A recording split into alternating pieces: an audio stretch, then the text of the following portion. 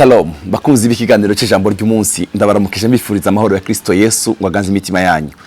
Ndabakunda, bakundwa, mureke mbabwire tumaze umwaka wose dukora kino kiganiro imisi yose. Imana yaranje dushoboje, mu vy'ukuri. Imana yaranshoboje, Imana yashoboje mu kameramana wanje, Imana yashoboje mwebwe, Imana yashoboje abazobavumviriza. Mu gatondo nazindukiye kuri message y'umuntu yanyandikiye ambwira message ikomeye cyane ukuntu ubuzima bwiyo bwahinduwe n'ijambo n'ikiganiro cy'ijambo ry'umunsi. Iwe ahora gitumviriza kuri televiziyo, muzukuri Imana ibahezagire cyane. Hari abantu badushigikiye mu muzukuri, baradusengera gose, hariho timu y'abantu badusengera, hariho abantu badushigikiye ku buryo bino bintu birasaba amafaranga. Mwarakoze cyane, Imana ya mwijuru ibahezagire cyane. Muri abantu beza, hari abantu bakishijwe, hari abantu bakiriye umwami Yesu, bamwe bari mu Uganda, abandi bari hanze, abandi bari muri Zambia. Muzukuri barakiriye umwami Yesu, umutima wanje wuzuye umunezero. Haleluya. Hari abandi basubijwe mu intege, hari abandi basubiye gukunda Imana mu gusenga no gusoma ijambo ry'Imana. Imana yo mwijuru ibaheza umugisha. Bakundwa rero mushishikare kudusengera no kudushishikira kugira ngo ibikorwa by'Imana bibandanye neza. Yesu abahezagire cyane gose. Uyu munsi ndashaka kuvugana namwe ijambo rigufi rivuga ngo mu vy'ukuri ni gute tuzodutegura umunsi wacu. Bene data, murazi yuko kubaho ku munsi wacu bivana n'ukuntu twawuteguye. Haleluya. Kandi twebwe abana b'Imana ni vyiza cyane ko dutegura umunsi mu gusenga, mu kwatura ku ijambo ry'Imana. Haleluya. Mu kubwira umunsi uzawumva. Reka dusome rino jambo ryanditse mu gitabo cy'imigani igice cya 18 umurongo wa 20. Haravuga ngo inda y'umuntu ihazwa n'ibivuye mu kanwa kiwe kandi azohaga ukugwira kw'iminwa yiwe. Urupfu n'ubugingo bihagaze urupfu n'ubugingo biri mu bubasha bw'ururimi kandi abarukunda bazojya ibyo gwamba. Urupfu n'ubugingo biri mu bubasha bw'ururimi. Umva, imenyereze kwatura amajambo y'ubugingo. Ukuvyutse mu gitondo vuga ko uyu munsi ari umunsi mwiza cyane kuri wewe, ku bana bawe, ku kazi kawe. Bivuge mwene data, tegura umunsi wawe mu kwatura ibyanditswe byera. Tegura umunsi wawe, vuga amajambo y'ubugingo. Reka kuzinduka kuvuga ngo ndagowe, ndapfuye, nta biko biragenda, ejo byaranze. Nimba ejo byaranze, uyu munsi birakunda. Haleluya. Bibiliya iravuga ngo umuntu arashobora kurara ariko ararira, ariko mu gitondo impundu zikavuga. Ndakwifurije gutegura umunsi wawe ubuteguza ijana amajambo y'ubugingo. Urupfu n'ubugingo bihagaze mu bubasha bw'ururimi. Satani hari igihe kenshi yamashaka ko tuvuga ibyo ashaka iz'urupfu. Ndagusengeye kuva uyu munsi wimenyereze kwatura amajambo y'ubugingo. Harico Paulo yavuze Dawudi yavuze muri Zaburi y'ijana na 18. Yaravuze ngo uyu Dawudi bari ko hano uyu munsi, uyu ni umunsi uhoraho yandemeye, uhoraho yashizeho, turahunezererwa ko, turahimbarirwa ko.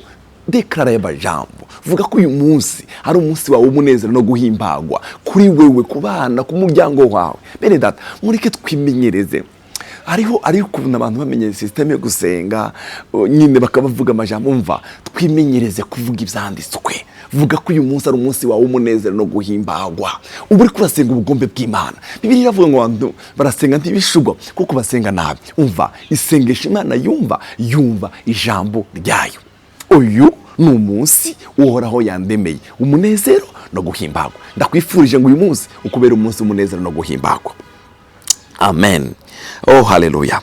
Umva umurongo wa 25 ukavuga neza tara. Turakwingiza uyu n'umunsi uhoraho yashizeho umunezero no guhimbagwa. Haleluya. Dukize turakwingiza uhoraho turakwingiza uduhe kugubwa neza. Amen. Ndakwifurije ngo uhoraho aguhe kugubwa neza uyu munsi. Haleluya. Uhoraho aguhe kugubwa neza. Uhoraho we dukize. Uhoraho gukiza imitego y'abatezi. Uhoraho gukize inama z'umwijima. Uhoraho gukize abansi bawe. Uhoraho gukize. Haleluya. Acaravuga rero ngo turakwingiza uduhe kugubwa neza uyu munsi mwami, uduhe kugubwa neza. Reka naje ndagusekere uyu munsi, Imana iguhe kugubwa neza, Imana iguhe kugubwa neza. Amen. Oh, haleluya. Uyu munsi uhoraho aguhe kugubwa neza. Amen. Uyu munsi ndabisubiyemo, uhoraho aguhe kugubwa neza. Bideklare, bivuge. Amen.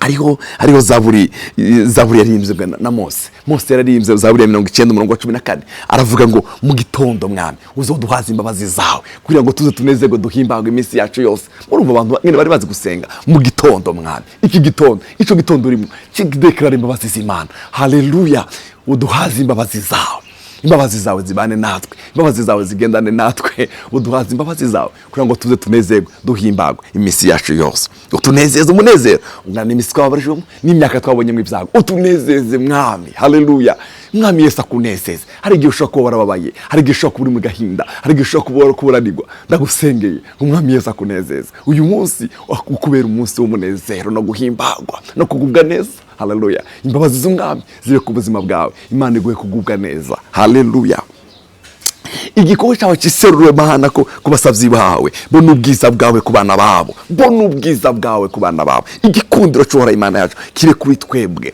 deklara igikundiro cy'Imana kuri wowe. Vuga ngo mu munsi n'umunsi wanje igikundiro cy'Imana. Bene data, imenyereze kwatura ibyanditswe ku buzima bwawe. Uyu munsi igikundiro cyora Imana yacu kuri twebwe, kandi dushimangire ibikorwa by'intoki zacu. Mbere ibikorwa by'intoki zacu ubishimangire, ibikorwa by'intoki zacu mwami ubishimangire. Haleluya, igikundiro cy'umwami kibane nawe, faveri idasanzwe y'Imana igendane nawe. Haleluya, Imana iguhaze imbabazi. Haleluya, ibyiza n'imbabazi bigendane nawe uyu munsi ukubera umunsi w'umugisha. Menyereze mwene data gutegura umunsi, uteguza ijambo, uteguza amasengesho.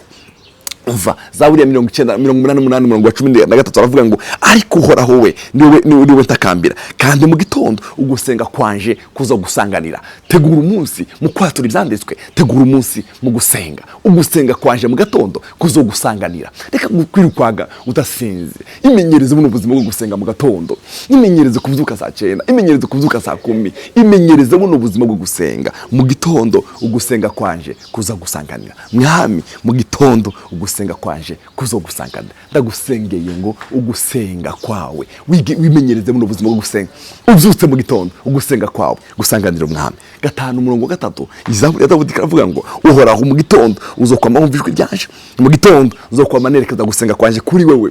Haleluya, imenyereze ubuzima kwatura ijambo ku munsi, imenyereze ubuzima bwo gusenga. Haleluya, wimenyereze ubuzima bwo kuririmba ishimwe. Vuga mu gitondo uvuye nk'umutima wanje himbaza umwami, namwe ibimbamwo zose nimushime izina ryiwe ryera. Mutima wanje twibagirwe ibyo uhora yakugiriye. Umva mu gitondo uzusubiza amaso yawe inyuma uvuye ngo Mana ibi ni wabikoze, nibi ni wabikoze, niwe wabikoze. Ibintu bitatu bigomba gutegura umunsi wacu, ibintu bitatu bigomba gutegura umunsi wacu. Nibiki? Ubuzima bwo gusenga, ubuzima bwo kwatura ijambo ry'Imana, ubuzima bw'amashimwe. Nivyo ndakwifurije uyu munsi wa none, uvyuke utegure umunsi wawe. Data turagukunda, data turagushimiye utugirira ubuntu butangaje. Uyu munsi ndatuye ikiganza ciza c'Imana kuri umwene data ukuranumviriza. Ijambo ryawe ryavuga ngo haleluya, ngo mu gitondo uduhaza imbabazi zawe, uduhaza imbabazi zawe Mana. Haleluya, Dawudi yavuze ijambo ryiza, yavuze ngo uyu munsi waturemeye ukunezerwa no guhimbagwa. Yavuze ngo uduhe kugubwa neza. Uyu munsi uduhe kugubwa neza Mana, uyu munsi uduhe kugubwa neza. Uyu ni umunsi mwiza cyane, umunsi udasanzwe, umunsi w'umugisha. Icubahiro kibi cyawe mu izina rya Yesu umwami wacu, amen.